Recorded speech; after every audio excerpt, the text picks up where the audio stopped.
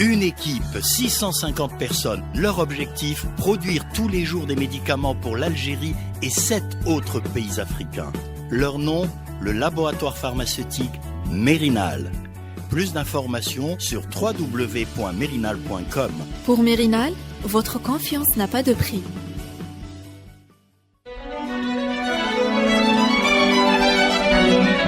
Pour bien s'entendre, il faut bien s'écouter. Rendez-vous sur M, la petite radio du Grand Maghreb.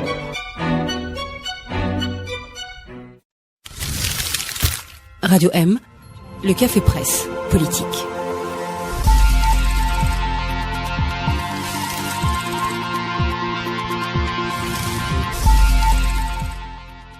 Bonsoir à tous, bienvenue sur Radio M. Nous sommes en direct pour le Café Presse Politique, le dernier CPP de l'année 2017, un CPP en direct et en public, puisque nous sommes avec parmi les auditeurs habitués du CPP et du Café Presse Politique. Bienvenue à tous ceux qui sont présents ici et bien sûr à ceux qui nous écoutent. Bonsoir à nos invités, bienvenue Akram Khalif. Bienvenue, merci.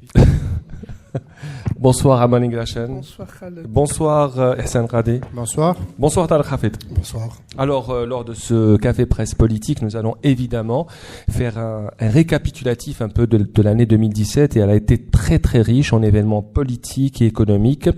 Nous parlerons de tout ce qui s'est passé, de la relation de l'Algérie aussi avec le monde et avec sa classe politique. Mais on commence avec la question traditionnelle, mais un peu légèrement modifiée en cette fin d'année. Au lieu de l'image de la semaine, eh bien, j'aimerais connaître l'image de l'année de nos invités ce soir. On commence avec vous, Tarek. Quelle est, selon vous, pour vous, l'image de l'année 2017 ?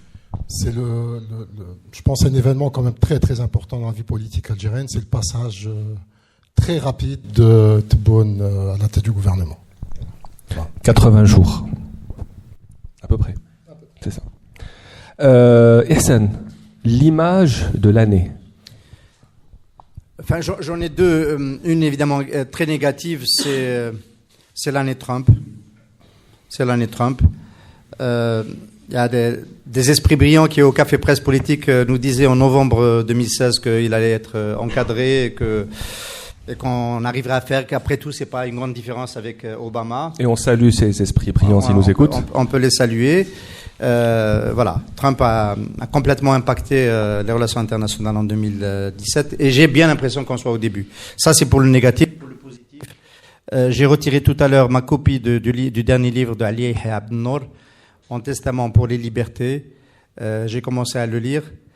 Il y a un souffle d'espoir extraordinaire dans cet acte. 97 ans militant des droits de l'homme. Je le salue et c'est ce que je veux garder de cette année. Qu'est-ce qui vous a marqué cette année, Ammar Ingrashan ? C'est plutôt une image heureuse. Je ne sais pas si c'est la première dans l'histoire de l'humanité, mais j'ai vu des Algériens manifester un livre à la main à Aoukas, des milliers quand même. J'ai trouvé ça formidable. Voilà. Et c'était quel livre ? Des livres, des milliers de manifestants, chacun avec un livre à la main, manifestaient dans la rue pour demander à ce que les cafés littéraires ne soient plus interdits ou soumis à des autorisations. Je trouve que c'est formidable parce que je ne pense pas que ce soit passé ailleurs dans le monde. Voilà. Akram Khalif, qu'est-ce qui vous a marqué cette année 2017 ? Deux choses qui résument un peu l'année. La première, c'est le Blue Whale Challenge. Donc, on arrivait à ce que nos gamins se suicident par suggestion sur Internet. Donc, ça donne une image quand même de l'état dans lequel nous vivons. Et le second, c'est le cafouillage au sommet lors de la double nomination du ministre du Tourisme qui aura duré 20 minutes. Voilà. Et ça donne aussi une image et de la situation. Et toutes nos pensées à M. Belagoun qui a été ministre le temps d'un week-end. Voilà. Ouais. Et qui a été renommé une deuxième fois. 21 minutes. Voilà, pendant 21 minutes. Alors, merci pour cette image de l'année. Alors, on va essayer de résumer avec vous cette année 2017 qui a été longue et riche en événements.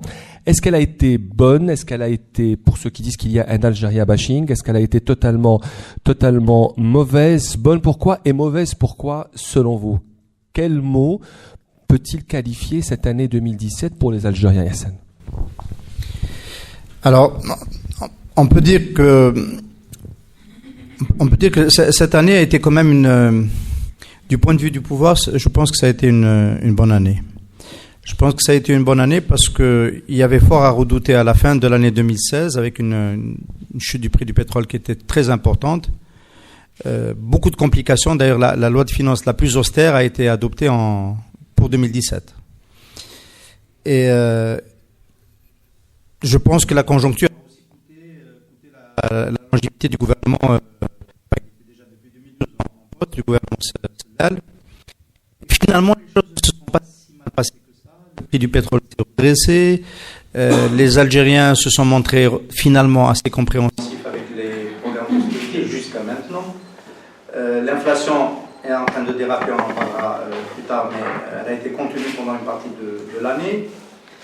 Et donc, l'un dans l'autre, au niveau politique, le président Bouteflika a réussi, en dépit de longues absences, à se maintenir dans le champ visuel des Algériens de manière épisodique. Ça aurait pu être beaucoup plus compliqué et je pense que nous, on pensait que ça serait beaucoup plus compliqué. On sent que notre situation se dégrade, mais elle se dégrade de manière contenue et donc ça permet au pouvoir d'avoir du mou et de ce point de vue-là, c'est une bonne chose. Est-ce que par contre c'est une bonne année pour les Algériens? Je pense que tant que les Algériens ne se sont pas mis en configuration d'exprimer des alternatives et de lutter pour ces alternatives, on ne peut pas considérer que ce soit une bonne chose parce qu'on n'a pas préparé l'avenir. Année compliquée, Tarek, dans l'ensemble ou pas? Oui, comme disait Yassine, année plutôt bien gérée par le pouvoir, même s'il y a eu l'épisode quand même Tebboune qui a été assez compliqué aussi à, non pas expliquer, mais c'est-à-dire qu'il fallait quand même prendre des décisions. Des décisions ont été prises. La plus importante, ça a été le retour d'Ahmadou Yahya. Maintenant, je pense que pour le pouvoir, l'année 2017 a été une année de repos, dans le sens où 2018 sera une année très très agitée, parce que là, on va, en plus de la gouvernance, c'est-à-dire le fait de gouverner les affaires courantes, les clans devront aussi penser à 2019, donc à ce que va être la configuration politique soit de l'après-Bouteflika, soit du 5e mandat. Voilà. Akram Khalif, comment vous avez vu l'année 2017? Elle a été longue, hein. J'ai l'impression qu'elle a été très très longue, y compris pour le pouvoir. On le voit déjà de par les clivages qui sont nés à l'intérieur de la société, qui se sont accentués cette année. Il y a aussi cette attente interminable de solutions économiques et aussi attente de l'impact de taqashuf, de l'austérité du côté de la population. Donc, je pense que cette année a été quand même compliquée et longue, à la fois pour le pouvoir et à la fois pour la population. Après, comme a dit Tarek, c'est une année qui n'est pas encore décisive pour la succession ou pas du président actuel. Et je pense que cette attente va encore perdurer pendant l'année 2018 où on en saura un peu plus sur notre avenir. Une année qui sera une année presque électorale, 2018, évidemment. Je pense que ça va démarrer en mars. Hein. Je crois que le secrétaire général du FLN a annoncé quelque chose pour le 19 mars. Il se pourrait que ce soit une annonce de candidature. Du président. De candidature. Armand Grachan, votre conception de l'année 2017? Moi, je pense que du côté du pouvoir, on est à peu près dans le même paradigme que depuis 62. On a en face de nous un pouvoir qui veut se maintenir en neutralisant les forces du marché, de la société, etc. Mais il y a quelque chose qui est perçu comme étant négatif de la part de beaucoup d'observateurs, mais pour moi c'est quelque chose d'extraordinaire, c'est la crise. En fait, ce que l'opposition n'a pas réussi depuis 62, je pense que la crise va le réussir, à savoir acculer le pouvoir qui nie les forces agissantes du marché, de la société. Et elle va l'acculer, cette crise va acculer le pouvoir et le pousser à aller vers des réformes profondes, libérales. Pourquoi je dis ça? Parce que le pouvoir algérien repose sur 3 éléments principaux, à savoir la rente pétrolière. Il n'y a plus assez de pétrole, il n'y a plus assez d'argent pour maintenir ses clientèles et alimenter sa logique rentière. Il repose aussi sur l'islamisme et son corollaire, le populisme matiné de nationalisme radical. Il est en train d'être disqualifié politiquement. On voit ce qui s'est passé lors des dernières élections. Les partis islamistes n'ont pratiquement rien eu. L'utopie islamiste est en train de se dégonfler dans le pays. Ça me fait un grand plaisir. Il reste l'armée. L'armée, de toute façon, elle ne peut plus se comporter comme elle le faisait avant, c'est-à-dire recourir à la violence d'une façon très décomplexée. Ça n'est plus possible, vu que partout dans le monde, il y a des organisations de droits de l'homme, il y a la circulation rapide de l'information. La violence débridée de l'armée n'est plus possible.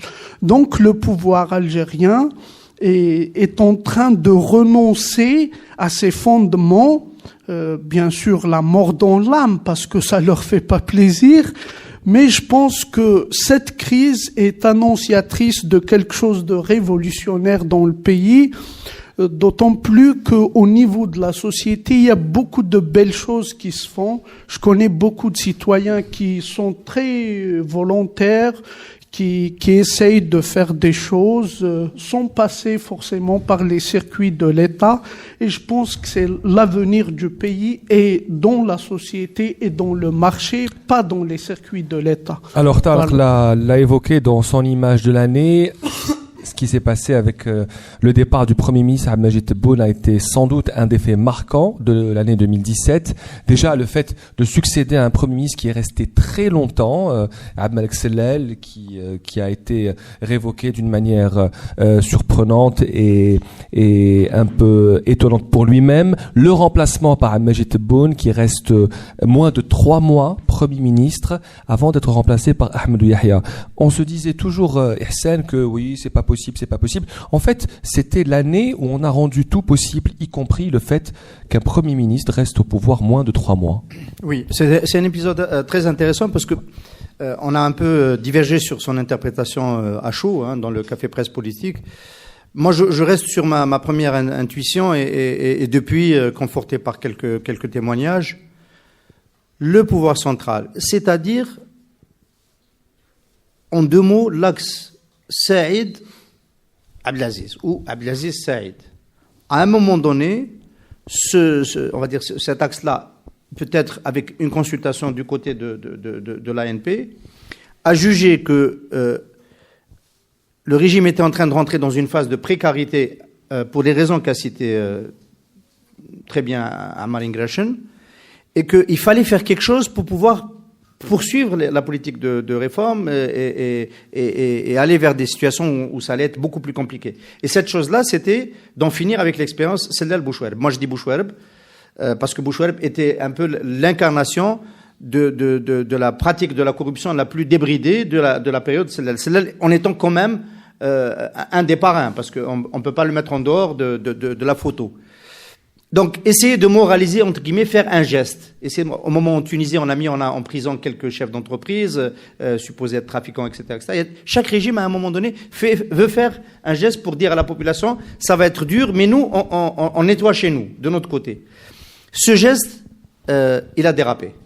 Tebboune l'a fait déraper parce qu'il a été maladroit, parce qu'il a pensé qu'il moi, je suis convaincu qu'on lui a donné une mission pour essayer de nettoyer les écuries, comme on dit, d'OGS et tout ça. Mais ici, il est très très mal pris. Il a annoncé comme ça, tout de go, qu'il allait en découdre avec le puissant président du FCE. Et le rapport de force, très vite, s'est avéré être en sa défaveur, notamment parce qu'il a été très maladroit, mais pas seulement. Et donc, de ce point de vue-là, la marge de manœuvre, entre guillemets, rédemptatrice, de moralisation de la vie publique du pouvoir, elle s'est éteinte. Et on est revenu à la situation hantée. Ahmadou Yahya ne fait illusion pour personne. Alors, oui.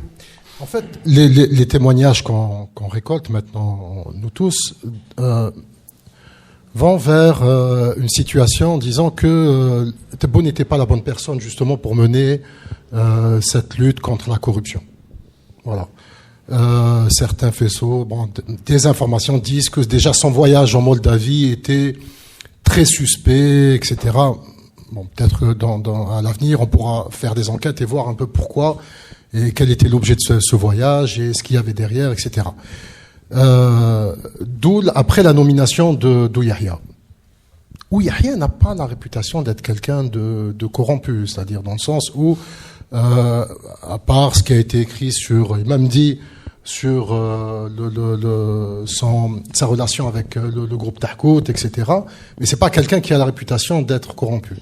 Le problème, c'est que la lutte contre la corruption ne figure pas dans l'agenda de Yahya. Yahya, c'est beaucoup plus privatisation, c'est-à-dire essayer de gérer la crise. Voilà, c'est beaucoup plus ce type d'action qu'on va avoir, on va y avoir droit pendant toute l'année 2018. Et en plus, je pense qu'avec Yahya, le pouvoir, l'axe dont parlait Qadi, c'est faire en sorte de le maintenir justement à ce poste de Premier ministre le plus longtemps possible et surtout éviter qu'il sorte du gouvernement. L'éloigner. Voilà, ouais. Pour l'éloigner d'une possible candidature. On essaie un peu de l'éloigner en lui faisant endosser plusieurs décisions comme l'abandon de l'impôt sur la fortune, comme les excuses à l'Arabie Saoudite. Est-ce que c'est pas une manière aussi de décrédibiliser Ahmadou Yahya auprès de l'opinion publique ? Il a la capacité de tout accepter.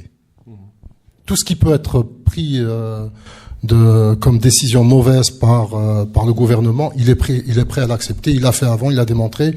Maintenant, est-ce qu'il va être capable de résister à cette envie justement de se présenter en 2019 ? Il a raté le coche en 2014. On verra. 2018 nous le dira. Akram Khaliev, comment vous interprétez l'épisode Tebboune ? Est-ce que c'est pas une manière pour l'axe présenté comme Ihsan de se maintenir et de préparer le maintien en 2019 ? Ou bien de créer des personnages crédibles pour 2019. Quand je dis crédible, l'épisode Tebboune auprès de la population, le Tebboune en est sorti quand même assez grandi. Il en est sorti victime. Victime supposée de l'oligarchie. Donc, en théorie, Tebboune endosserait le rôle parfait, le costume parfait d'opposant en 2019. Donc, il y a cette suspicion-là. Mais pour revenir à ce que disait Ammar tout à l'heure, les 3 points que tu as cités, je pense que le pouvoir est en train d'y répondre. La crise, en ouvrant plus non pas vers le marché, mais vers l'oligarchie.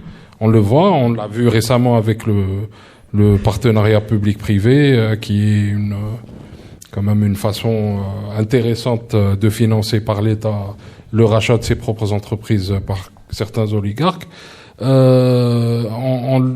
le cas de la légitimité, je vais dire internationale, parce que tu as cité les organisations internationales, etc., on voit que les puissances étrangères sont obnubilées par l'idée de stabilité en Algérie.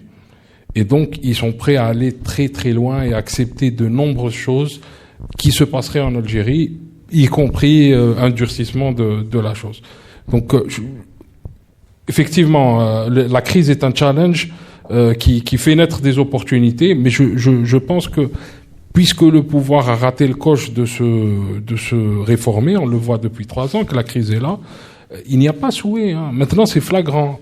Il n'y a pas souhait de réforme de l'intérieur et il n'y a rien à attendre de l'intérieur du pouvoir. On a pu lire chez vous Alexandre Kateb sur Maghreb émergent qui faisait il faisait une autocritique, je crois, puisque lui-même était là-bas. D'ailleurs, ça a été personnellement, j'ai pas compris. J'aurais aimé que ce qu'il a écrit soit le communiqué accompagnant sa démission, plutôt qu'un retour. Ça n'existe plus, donc il n'y a pas besoin de démissionner. Elle n'existe plus. Elle n'a pas été reconduite par Tebboune ni par Ouihia. Non, mais on est d'accord que quand on n'est pas d'accord, on ferme sa gueule ou on démissionne. Mais il n'y a pas de mission, donc il n'y a pas besoin de démissionner. Il y a eu une mission. Elle est finie avec le gouvernement Sellal. Elle est finie. Akalam veut dire il aurait dû le faire au moment justement de la fin de mission du temps de Sellal. Il y a une nuance là. Je pense que l'équipe de la task force pensait qu'avec Abdelmalek Sellal, il y avait une possible réforme. Le fameux nouveau modèle économique. Et la relecture aujourd'hui, c'est cette réforme-là est impossible. Et en fait, elle n'était pas possible. Elle n'était pas possible. Enfin, nous, on savait au Café Presse, celui qui le répétait tout le temps, c'est Abdel Sharif. Évidemment, elle n'était pas possible, mais nous, on s'intéressait à comment on essayait de la formuler, et en sachant très bien qu'elle ne serait pas déployée. Oui. Arman Eglachen, l'épisode Tebboune marquant de l'année 2017, est-ce qu'il témoigne aussi d'une crise au sommet de l'État? Tebboune, pour vous dire la vérité, je le considère comme étant un résidu du boumedienisme. Il n'est pas du tout intéressant en tant que personnage politique. Il n'incarne absolument rien, si ce n'est le mal, pour moi. Maintenant, pour ce qui est de l'épisode, moi je pense que on a démis de ses fonctions Tebboune parce que à un moment donné, il a dépassé, comme l'a dit Hassan, la ligne rouge. Parce que l'instrument qu'il a utilisé est dangereux. La lutte contre la corruption est une ressource politique très dangereuse, surtout dans les pays, les sociétés qui n'ont pas de culture politique, de culture de droit, etc. En Algérie, dès qu'une fortune émerge, quelle qu'en soit l'origine, elle est suspecte. Et quand un homme politique vient du jour au lendemain, il traque des fortunes sans les définir préalablement, en les accusant, en les diabolisant, je trouve que c'est quand même dangereux. C'est dangereux de diaboliser un homme d'affaires ou des hommes d'affaires dans un pays qui en a tellement besoin et qui en a très peu. Donc, et le pouvoir, je pense... Je n'accorde pas de crédit à notre pouvoir, mais je pense qu'à un moment donné, ils se sont rendus compte que c'était trop dangereux d'utiliser la lutte contre la corruption comme ressource politique. Ils l'ont très vite abandonné pour éviter des débordements, à mon avis. L'année 2017 a évidemment été marquée par des changements, par des transformations un peu dans le monde, dans la région, dans notre région. Ça n'a pas été l'année du rapprochement algéro-marocain. Vas-y, Hassan. Non, je voulais juste ajouter quelque chose quand même sur cet aspect cohabitation business et politique, parce que le grand mot c'était l'argent à sa place et la politique à la sienne, c'était Tebboune. Les années Bouteflika et l'année 2017 couronnent cette trajectoire. C'est quand même la plus grande entreprise de façonnage du capitalisme algérien faite à partir d'un centre politique. Jamais on a eu ça. Du temps de Boumediene, il y a eu des premiers chefs d'entreprise qui sont apparus. Du temps de Chedli, il y a eu la première classe bourgeoise qui s'est installée. Mais on n'a jamais senti le lien aussi direct entre le pouvoir politique et la possibilité de faire de l'argent. C'est en cela que je suis pas d'accord avec Amal quand il dit c'est vrai que l'Algérie a besoin de success story, de grands capitaines d'industrie, de créateurs d'emplois, des gens qui... Mais quand c'est fait de cette manière caricaturale, et qu'on sait que c'est une distorsion de concurrence absolue. Moi, j'ai fait un papier qui s'appelle Haddad 2017 Annus Horribilus pour le groupe Haddad, pour le groupe Arbarab. C'est l'action politique.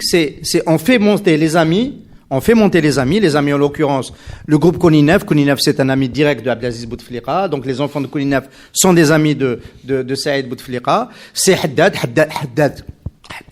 est complètement lié, le groupe Haddad est complètement lié à la commande publique, complètement lié. Il est devenu puissant politiquement, Ali Haddad a le tiers du gouvernement qui mange dans sa main. Il a le tiers des Wali qui mange dans sa main. C'est connu de tout le monde. On peut citer des ministres. C'est connu de tout le monde. C'est une distorsion de la construction du modèle auquel tu aspires, libéral, créateur de richesses, qui laisse le marché redistribuer les ressources, qui est inacceptable. Elle est aussi inacceptable à l'intérieur du régime. Et donc, les années Bouteflika et 2017, c'est une accélération parce qu'on sent que la fin approche. Ça s'est accéléré. Celui qui a poussé à bout cette distorsion-là pour lui-même, pas seulement pour Bouteflika, mais pour ses propres intérêts personnels, c'est évidemment Abdeslam Bouchouareb. Tout le monde pensait qu'il roulait pour les Bouteflika et Fatih s'en mettait plein les poches. Alors, on a vu un peu comment la classe politique s'est comportée en cette année 2017 avec les chefs d'entreprise, avec les partis politiques également. Comment est-ce que vous considérez aussi la position algérienne dans son environnement et dans le monde? On a souvent parlé dans CPP de cet épisode avec Msahel et le Maroc. Est-ce que l'Algérie a renforcé sa place dans le monde et dans sa région en cette année 2017, Akram? On le voit, l'Algérie a 5 voisins, et on a pratiquement 6 voisins, on a des problèmes avec tout le monde. Donc c'est signe d'un état d'esprit qui est complètement mauvais à l'intérieur de la relation de l'Algérie avec le monde. On est en train de ressentir un enfermement de plus en plus de plus en plus prononcé, hein. Les gens ont de plus en plus mal à venir en Algérie, les Algériens ont de plus en plus mal à quitter l'Algérie. Donc il y a isolement, il y a fermeture. Le langage officiel à la fois de l'armée et du pouvoir est que l'Algérie se concentre sur ses problèmes, n'intervient pas ailleurs. L'Algérie fait en sorte qu'elle ne soit pas atteinte par la fièvre des printemps arabes, des révolutions arabes, etc. Mais on le voit, aujourd'hui le Sahel est devenu un véritable appel d'air à la fois pour les terroristes, pour ceux qui reviennent de Syrie et pour les puissances étrangères. Les pays de la région ont profité longuement de la manne pétrolière algérienne. Économiquement, on le voit, il y a eu du trafic pendant des années. Mieux, l'Algérie a financé les armées de la région pour qu'à la fin, ces armées courent se réfugier chez la France, qui installe de plus en plus de bases et qui ouvre la voie par manque de moyens à l'Arabie Saoudite et à sa coalition.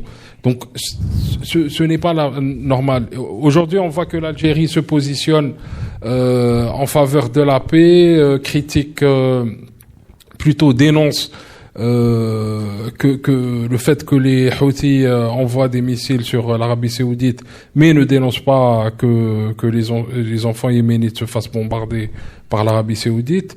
Donc, je trouve que la position algérienne, elle s'est beaucoup affaiblie.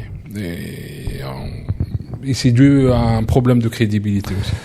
Tarek, affaiblissement de l'Algérie dans le monde, de sa diplomatie, de ses positions. Son classement FIFA. Son classement FIFA aussi. Elle a avancé dans le classement FIFA, mais pas dans le classement RSF. Et nous en parlerons en deuxième partie. Pays quasiment absent. Pays mis souvent en difficulté dans les arènes et les organisations quand même importantes. Et on peut citer le cas de l'Union africaine.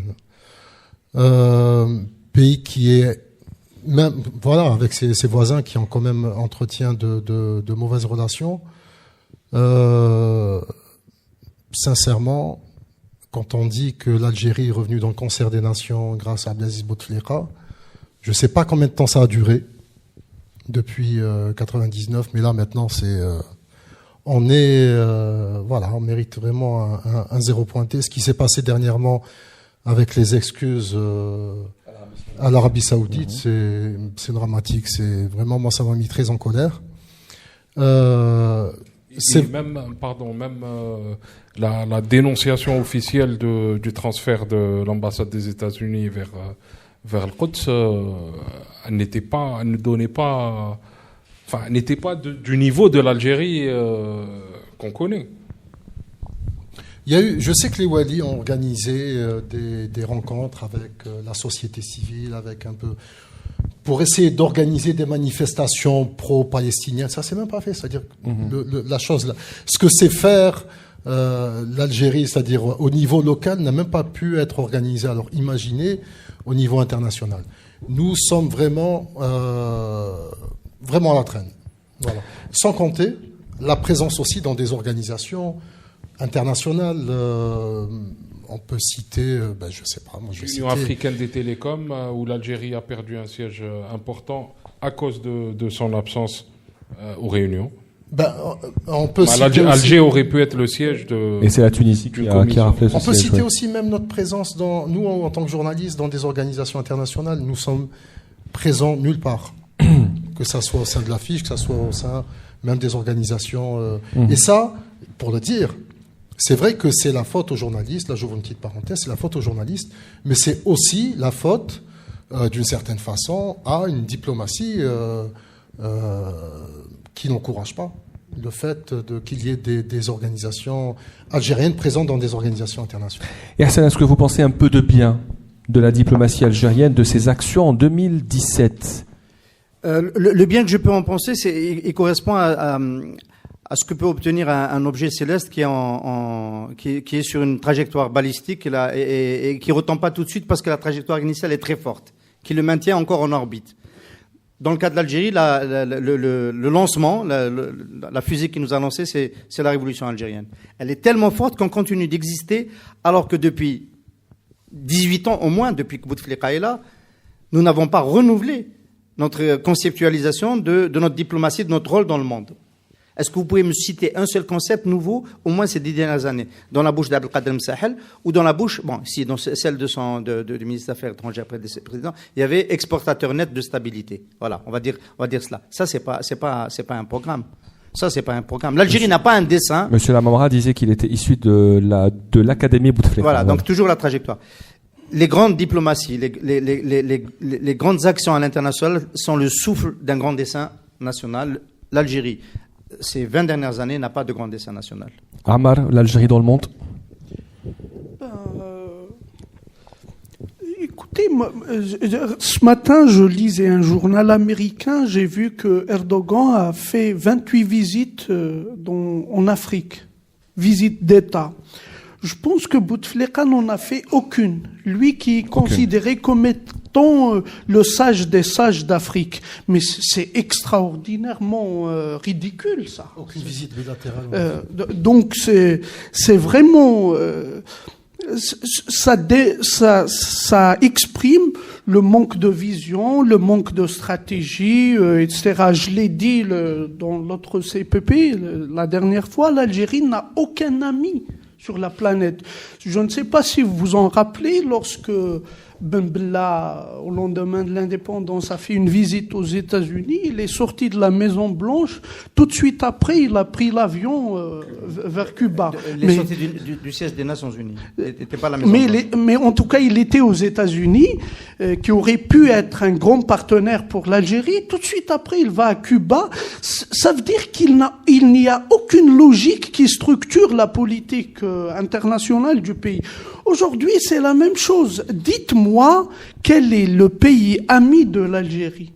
Même la France, avec laquelle on partage une histoire et on a une diaspora de plus de 6 millions en France, on n'en bénéficie pas du tout. Moi, je pense qu'en matière de politique internationale, il faut faire des choix. Et quand on fait des choix, on paye, il y a des risques aussi à prendre et on est prêt à payer. La Turquie a intégré l'OTAN. Elle en tire beaucoup de bénéfices, elle perd des choses, et c'est normal, elle perd des plumes. Nous, on n'a pas fait un seul choix depuis l'indépendance. C'est quoi ça? On n'est ni avec les Américains, ni avec les Chinois, ni avec les Russes, en même temps on est avec tout le monde. C'est une sorte de tchoucha de mauvais goût. Sincèrement, j'ai pas envie de manger. Merci à Amani Grachel, merci à vous tous. Restez avec nous, le CPP revient après une toute petite pause. Une équipe, 650 personnes. Leur objectif, produire tous les jours des médicaments pour l'Algérie et 7 autres pays africains. Leur nom, le laboratoire pharmaceutique Mérinal. Plus d'informations sur www.mérinal.com. Pour Mérinal, votre confiance n'a pas de prix.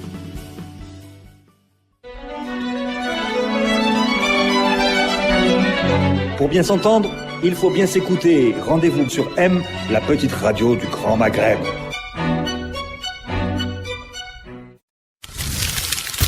Radio M, le café presse politique.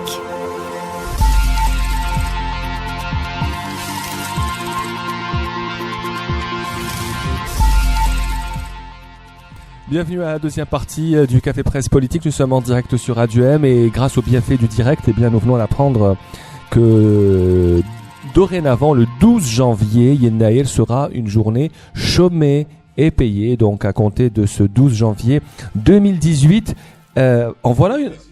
Sur décision du président, en voilà une bonne nouvelle, Hassan. Donc, il n'y a pas que des mauvaises nouvelles prises par le président de la République et par l'axe Abdelaziz Saïd. C'est une vraie bonne nouvelle qui tombe à un moment délicat où les berbérophones en Algérie considéraient que l'État ne voulait pas faire l'effort financier, notamment budgétaire, mais aussi politique, d'enseigner massivement Tamazirt. Je ne sais pas si c'est ça qui va désamorcer la colère, mais symboliquement, c'est une vraie bonne nouvelle qui, à mon avis, contribue au vivre ensemble en Algérie. Voilà, 12, alors un jour férié, 12 jours après le 1er janvier. Donc voilà, c'est comme le Ashura un peu de l'année chrétienne. Alors, on commence cette deuxième partie. De quoi? Oui. Non, de l'année El Miladi. Donc, on commence la deuxième partie de ce café presse politique avec l'année 2018 et les perspectives. Comment est-ce que vous voyez cette année? C'est évidemment l'année qui vient juste avant l'année de l'élection présidentielle 2019. Est-ce que c'est une année électorale? Est-ce que c'est l'année où tout va se préparer, où tout va se déclencher avec en ligne de mire l'élection présidentielle? On commence avec vous, Amar. Qu'est-ce que vous pensez? Comment vous voyez l'année 2018? Quand on voit ce qui a été pris comme décision, notamment dans le cadre de la loi de finances 2018, c'est pas très positif. Je suis pas optimiste, mais en même temps, je me dis que la population algérienne se rendant compte de plus en plus qu'elle n'a pas d'autre choix que de se prendre en charge, est en train de s'organiser de mieux en mieux. Mais d'un point de vue politique, je ne m'attends pas à grand-chose. On sera encore dans la reconduction du même paradigme rentier qui structure le système. Est-ce que une surprise va advenir? Je ne sais pas, je l'espère. Mais en tout cas, Elle peut être mauvaise, hein. Elle peut être mauvaise comme elle peut être bonne, mais les candidats aux élections de 2019 potentiels, on les connaît, ils ne sont pas porteurs d'idées de rupture, de projets de rupture. Donc je ne suis pas très optimiste d'un point de vue macro, mais au plan micro, au niveau de la société, je sais que les Algériens sont de plus en plus déterminés à se prendre en charge et je pense que ça va marcher, c'est l'avenir. Tarek, 2018, sous l'aspect politique, comment ça se prépare selon vous? Je place 2018... c'est-à-dire au même titre que ce qu'on a vécu en 2003, en 2013. Bon, pour l'élection de 2009, c'était un autre contexte. Et donc 2013, 2003, donc 2018, je pense que ça va être exactement la même chose. Il faut s'attendre à de vives tensions au sommet de l'État. Peut-être des limogeages dans des postes clés, peut-être le retour d'autres personnes. Par contre, c'est-à-dire ça, c'est ce qui va se passer, je pense, au niveau du pouvoir. Par contre, la grande inconnue, c'est l'opposition. Qu'est-ce qui reste déjà de l'opposition? Est-ce que cette opposition pourra se préparer? Là, on parle ici et là de la possibilité d'avoir un candidat unique pour 2019. Sincèrement, la situation risque d'être très très difficile et dans ce genre de situation, généralement, il y a des répercussions, et les répercussions, on va les ressentir déjà nous journalistes, je pense, avec un tour de vis dans les libertés, et puis on verra. Et puis après, est-ce que, par exemple, en 2018, on va voir l'émergence des mouvements comme Barakat ? Comme en 2014. Comme en 2014, comme en 2013-2014. Je pense qu'il va y avoir des choses. L'année 2018, à partir du 1er janvier, il faudra être très vigilant, bien suivre les choses. Ça sera quand même une année très intéressante. Et le ministre de l'Intérieur vient d'annoncer que l'année 2018 sera l'année de la commune électronique, de la plaque d'immatriculation et du permis de conduire biométrique. C'est déjà ça. Oui. C'est pas exactement dans le même sillage. Non, c'est bien. Oui. C'est bien. Bon, Yassel, comment vous voyez 2018 l'année de l'inflation et l'année du retour du politique. Je prends le pronostic. L'année de l'inflation, de l'emballement de l'inflation, parce que le régime a fait un arbitrage. J'en parle avec le sourire, mais en fait, il faudrait pas s'en réjouir parce que ça va faire de très gros dégâts. Je suis parti acheter ma canette de Red Bull parce que j'étais fatigué pour pouvoir tenir ce CPP de fin de semaine, de fin d'année, de fin de journée. Elle est passée de 220 dinars à 300 dinars. C'est un produit importé. Bon, c'est déjà bien qu'il soit là, encore là. Mais il faut s'attendre à ce que... Ahmed Ben Bitour m'a rappelé au téléphone il y a 3 semaines pour me dire j'ai pronostiqué une inflation à 3 chiffres. On m'a ri au nez. Vérifie avec ton épouse. Tu vas voir qu'on y est déjà pour peut-être 80% de ce que vous achetez tous les jours. On a refait les calculs. On est très, très haut. On est très, très haut. Et ça va encore s'accélérer en 2018. C'est l'année de l'inflation. Année du retour du politique. Pourquoi ? Parce que le régime, c'est exactement pour les raisons inverses. Le régime n'a pas prévu une alternance à l'intérieur. Il n'a pas prévu un plan B. Il veut perpétuer Bouteflika. Et à mon avis, c'est passé en 2014. Cette fois-ci, c'est la plus grosse des erreurs. Et je pense que les Algériens vont ne pas vouloir de cette option, cette fois-ci. Et pour ce qui est de Naïr,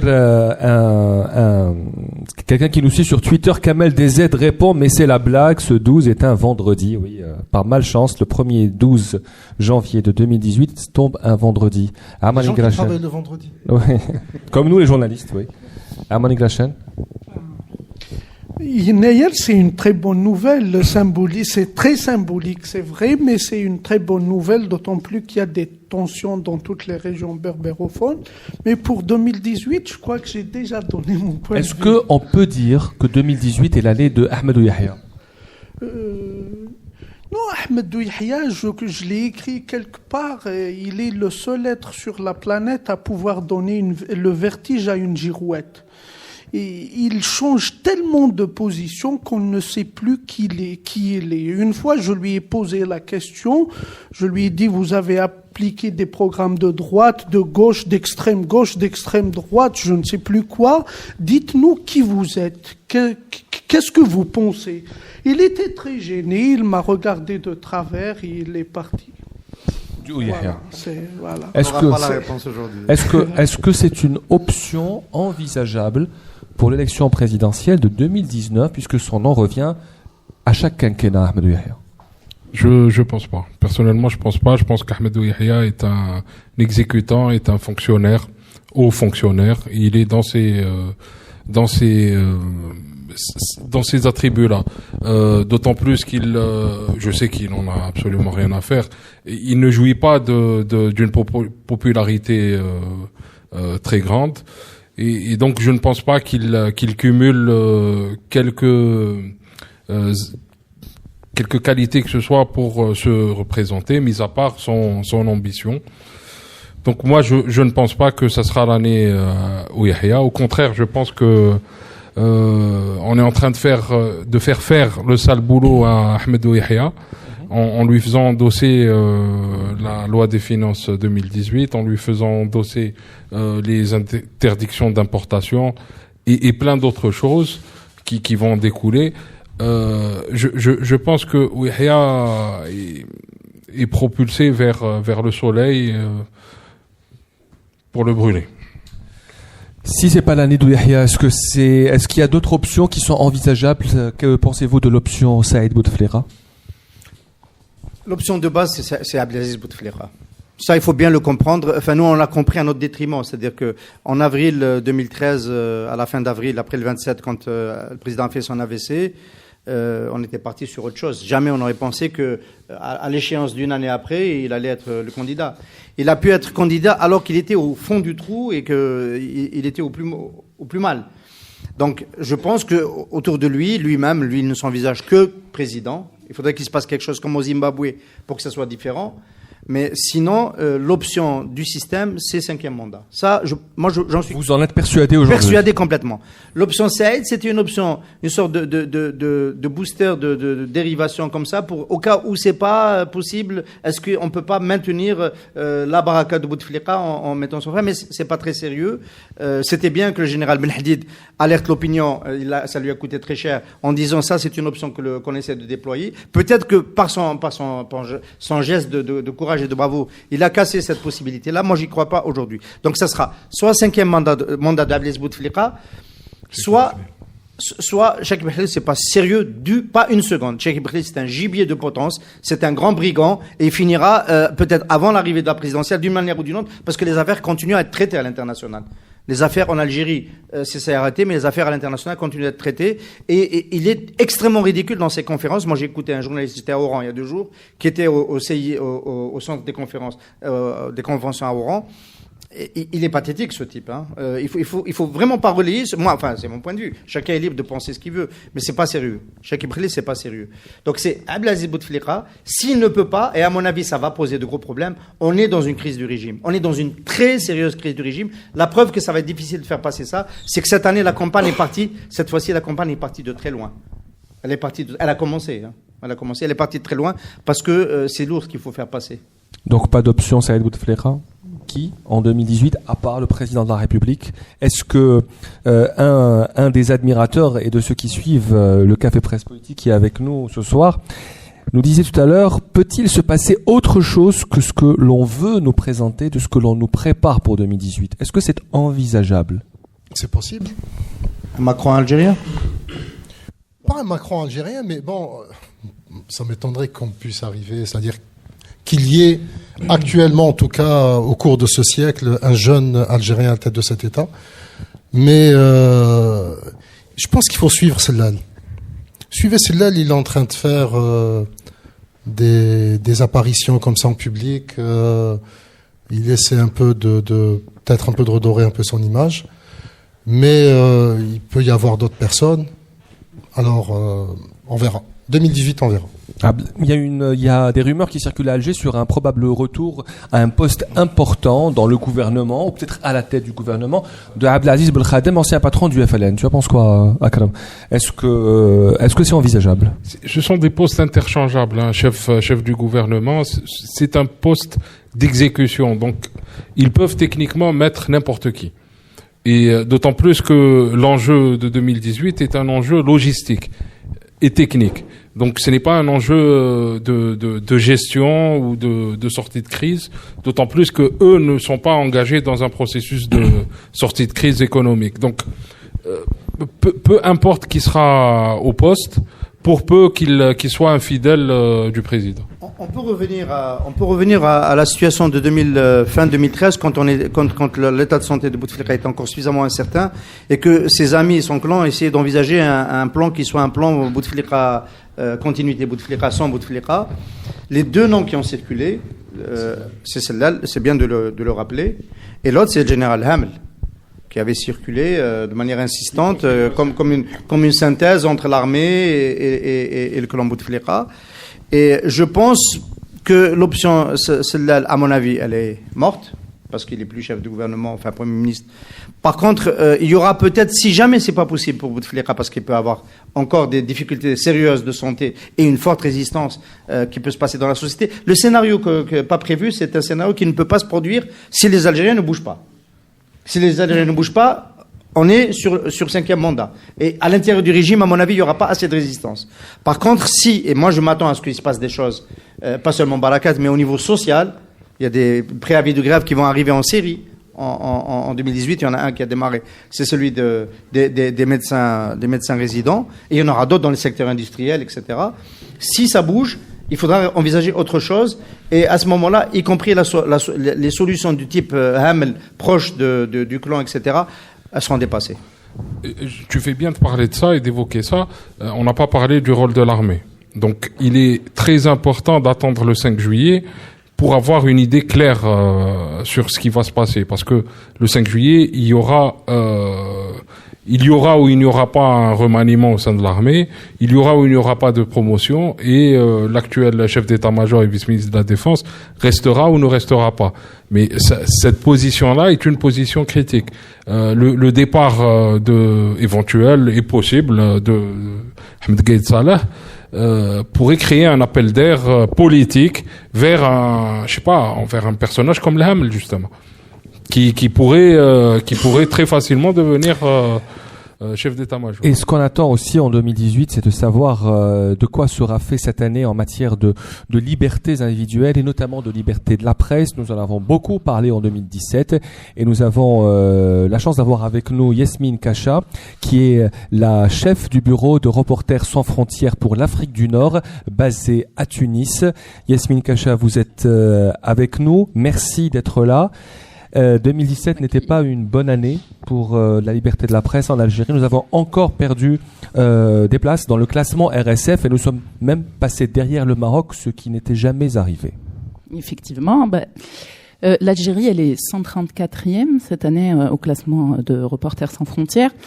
Alors, la situation en 2017, disons que par rapport à 2016, rappelons-nous qu'en 2016, on a eu le décès de Mohamed Tamelt.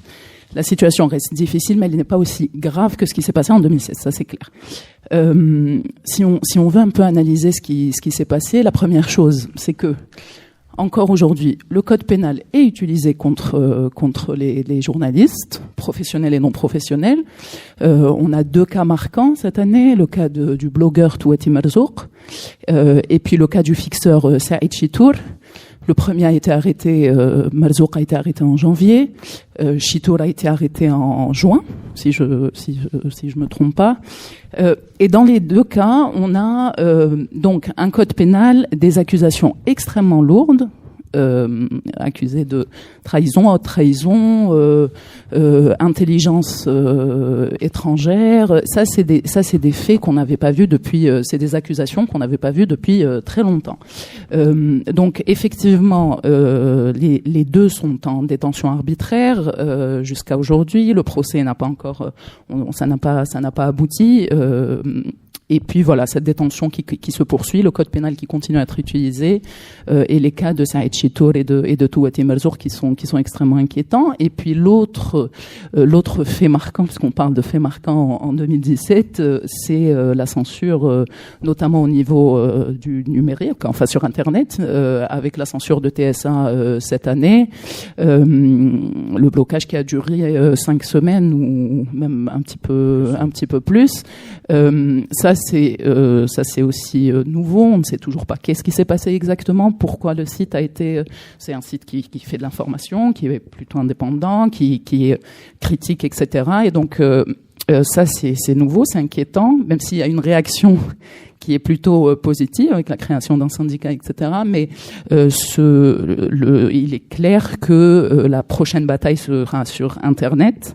La censure risque d'être de plus en plus forte sur Internet. Les journalistes sont concernés, les blogueurs sont concernés. Et puis enfin, donc la censure sur Internet. Et puis enfin, on a la situation du journalisme de manière générale. Dans le monde, le journalisme est en crise, mais en Algérie, le journalisme doit se réinventer quelque part face aux nouveaux défis, notamment avec la situation économique qui est en train de s'aggraver, une asphyxie financière que subissent les médias, etc. Donc voilà, on est dans une situation très difficile. Après, bien évidemment, si on compare par exemple avec le Maroc, le Maroc, l'année 2017 a été a été beaucoup plus compliqué pour la liberté de la presse, puisqu'on a 8 journalistes et professionnels et non professionnels qui ont été arrêtés suite à la répression du mouvement du Hirak. Donc voilà, pour donner un peu une comparaison, la situation en Algérie est moins grave que le Maroc. La Tunisie, c'est une situation qui se stabilise. Il y a encore beaucoup de défis, mais on n'a pas eu de journalistes qui ont été arrêtés cette année. Pas de procès particulier contre les journalistes. Donc on est quand même dans une situation qui est un petit peu plus stable par rapport à l'Algérie et au Maroc. Il faut préciser qu'au niveau du Maghreb et du monde arabe, c'est la Mauritanie qui est la mieux classée dans le classement RSF en matière de liberté de la presse. C'est bien ça. Une dernière question, Yasmine Kacha. Quel est votre sentiment sur l'année 2018? Est-ce que ça s'annonce bien? Est-ce qu'il y a des engagements, des promesses de la part des autorités algériennes sur la liberté de la presse, ou est-ce que c'est le flou total? Alors, on ne sait pas, on attend de voir. Ce qui est sûr, c'est qu'il y a le code du numérique maintenant dont on parle.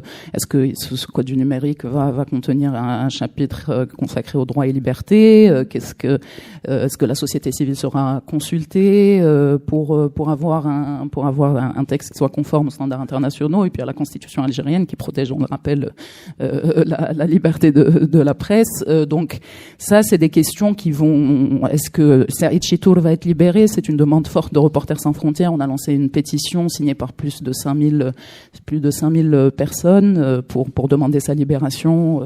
Saïd Chitour est un fixeur, journaliste connu sur la place d'Alger. Les avocats disent que son dossier est vide. Donc, qu'est-ce qui va se passer avec Saïd Chitour? Qu'est-ce qui va se passer avec le blogueur Touati Marzouk? On sait pas. Vous avez fait l'analyse de la situation, de l'évolution de la situation politique. Elle est, il me semble, assez floue. Et donc, bien évidemment, la liberté de la presse étant souvent une unité de mesure aussi de la situation politique, on avance aussi un petit peu dans un flou. Et puis voilà.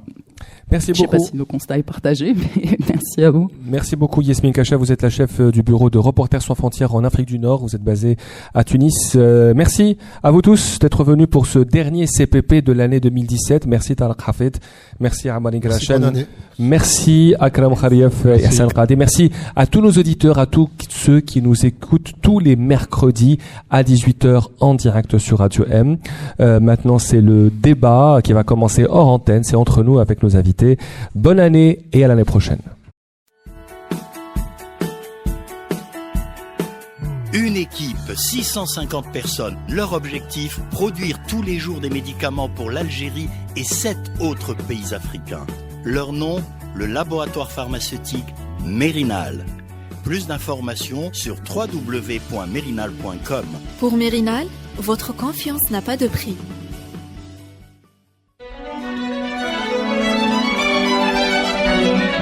Pour bien s'entendre, il faut bien s'écouter. Rendez-vous sur M, la petite radio du Grand Maghreb.